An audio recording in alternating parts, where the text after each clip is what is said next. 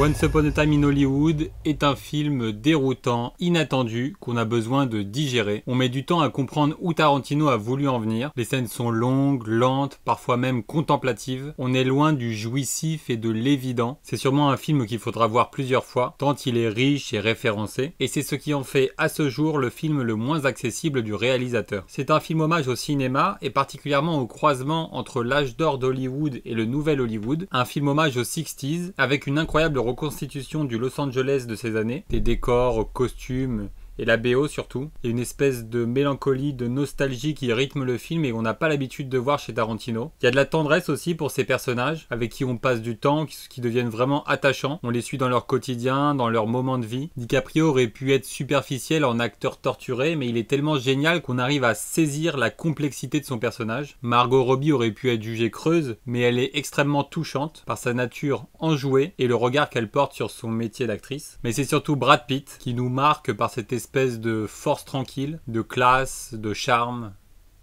C'est un film méta qui croise la réalité et la fiction en rendant hommage au pouvoir de l'imaginaire et particulièrement en celui de son réalisateur. Et le film c'est ça, c'est Tarantino qui nous dit « Assieds-toi, je vais te raconter ma version, une version alternative, un conte de fées.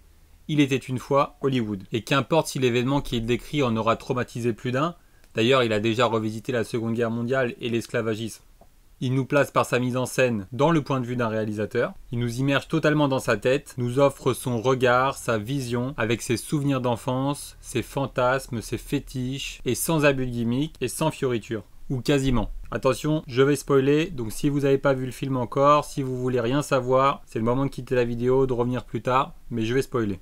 Donc quasiment sans fioriture, car le point qui divisera le plus, c'est probablement la scène finale, une boucherie folle, peut-être les dernières traces de son cinéma divertissant à la violence humoristique. Est-ce que cette scène était nécessaire? Est-ce que le film aurait été plus subtil sans? Ou alors aurait-il manqué de ce piment qu'on était quand même venu voir quand on va voir un Tarantino? En tout cas, Once Upon a Time in Hollywood est peut-être le film le plus personnel de Tarantino, le plus profond, le plus introspectif, le film d'un réalisateur qui a su évoluer, le moins tarantinesque, le plus Tarantino.